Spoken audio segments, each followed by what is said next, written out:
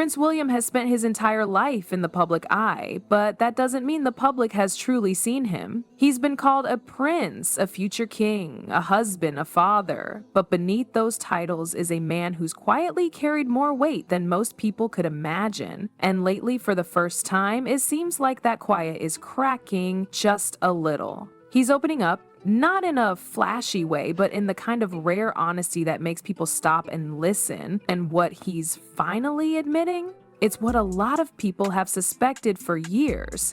From the outside, William has always appeared polished and steady. But behind the palace walls, there's been a lifelong struggle between what's expected of him and who he really is. That tension goes way back. Even before he fully understood what being a royal meant, he grew up between two drastically different worlds. His father, Prince Charles, who operated by the book, and his mother, Princess Diana, who broke nearly every rule the monarchy lived by. Diana wanted her sons to see real life, not just royal life. So while William had chauffeurs and castles, he also had visits to shelters, fast food runs, and emotional conversations with a mother who made him feel things deeply. Diana saw something in William. She used to call him her little wise old man. And honestly, that wasn't far off. Even as a kid, he carried a sense of awareness, like he knew his life wasn't going to be simple. But then came the loss that would define everything that followed. William was only 15 when Diana died, and in that moment, everything shifted. He wasn't just grieving his mom, he was being watched by millions while doing it. Walking behind her coffin, trying to hold himself together while his entire world was falling apart. That kind of trauma doesn't just go away. And while the public eventually moved on, William never really could. His grief didn't show up as rebellion or outbursts. It showed up as silence, as maturity that came too early, as someone who learned that emotions had to be tucked away if he wanted to survive the pressures of being a Windsor. But here's the thing, William didn't just become a royal robot. He may have played the part in public, but in private, he was figuring out how to be his own kind of man. One who could still carry duty on his shoulders, but also break free from the emotional stiffness that had defined so much of his father's generation. And the turning point? That came when he met Kate. She wasn't royalty. She wasn't trained for palace life, but she understood him, and maybe more importantly, she grounded him. Their relationship wasn't just about love, it was about stability, about creating a different kind of royal foundation, one that looked more like a real partnership than a fairy tale. Their wedding in 2011 was watched by over 2 billion people, but what mattered more to William wasn't the crown, it was the commitment. And over the years, that bond with Kate would become his anchor, especially when things behind the scenes started to get rough, because they did. Between family tensions, health scares, and the weight of the monarchy shifting to his shoulders, William was forced to grow into a leader while holding on to his own humanity. And now, with everything happening around him, from his wife's cancer battle to the fractured relationship with his brother, William is beginning to show more of himself than ever before.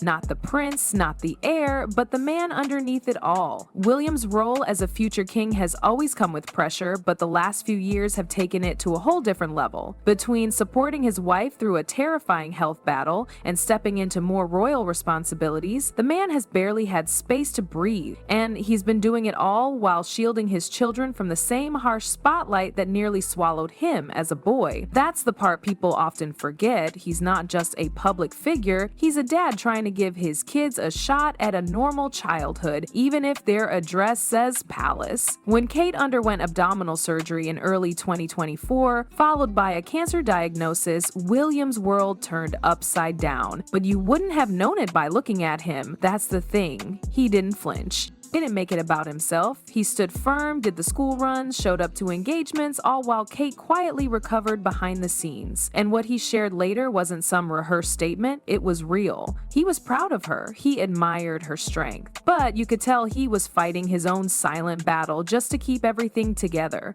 William has always had that ability to look calm even when he's unraveling inside. It's a royal survival skill, one he learned the hard way. But during Kate's treatment, that calm wasn't just for show, it was for their kids. George, Charlotte, and Louis needed a sense of safety, and William made sure they got it.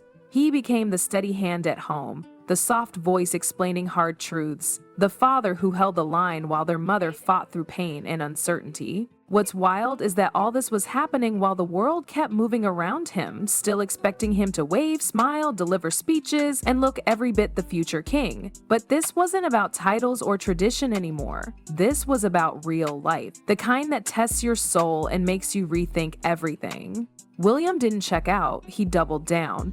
And it showed. He kept pushing forward with causes that mattered, like the Earthshot Prize. That wasn't just a project for him, it was a statement, a way to say, this is what I care about, this is the legacy I want to build. He's always been passionate about the environment, but lately that passion has felt even more personal. Maybe because he's thinking about the kind of world he's leaving for his kids. Maybe because he sees climate change as a fight that actually needs real leadership, not just ceremonial fluff. And then there's the mental health work. That one hits close to home. He's lived the quiet burnout that comes with always being strong for everyone else. He's seen how grief, pressure, and isolation can eat away at a person.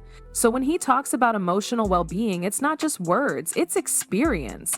He knows what it's like to bury pain so deep it becomes part of your personality. He knows how hard it is to ask for help when you've been taught your whole life to never show weakness.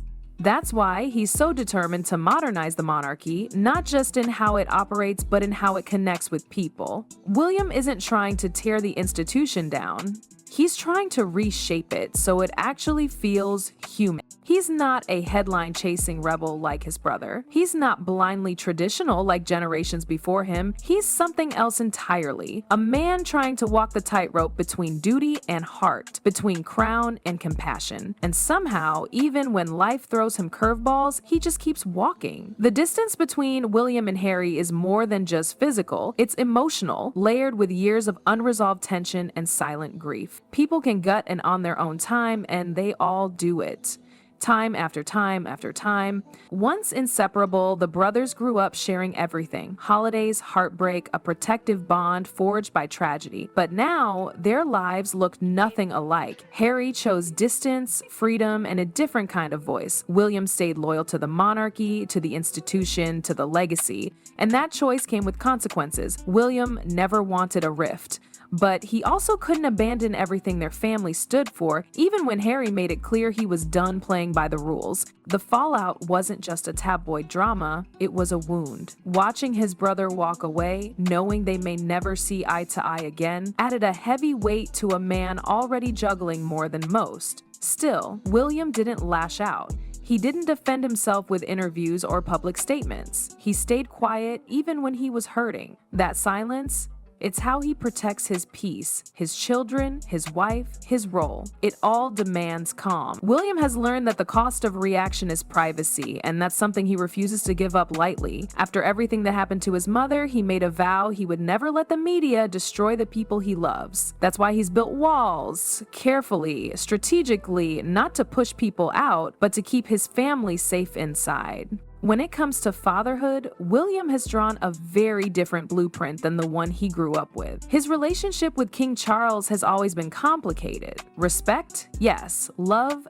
Absolutely. But closeness? That took time. Charles was never the warmest parent. His royal schedule left little room for bedtime stories or spontaneous affection. William felt that absence more deeply after Diana passed. He craved comfort, but what he got was structure.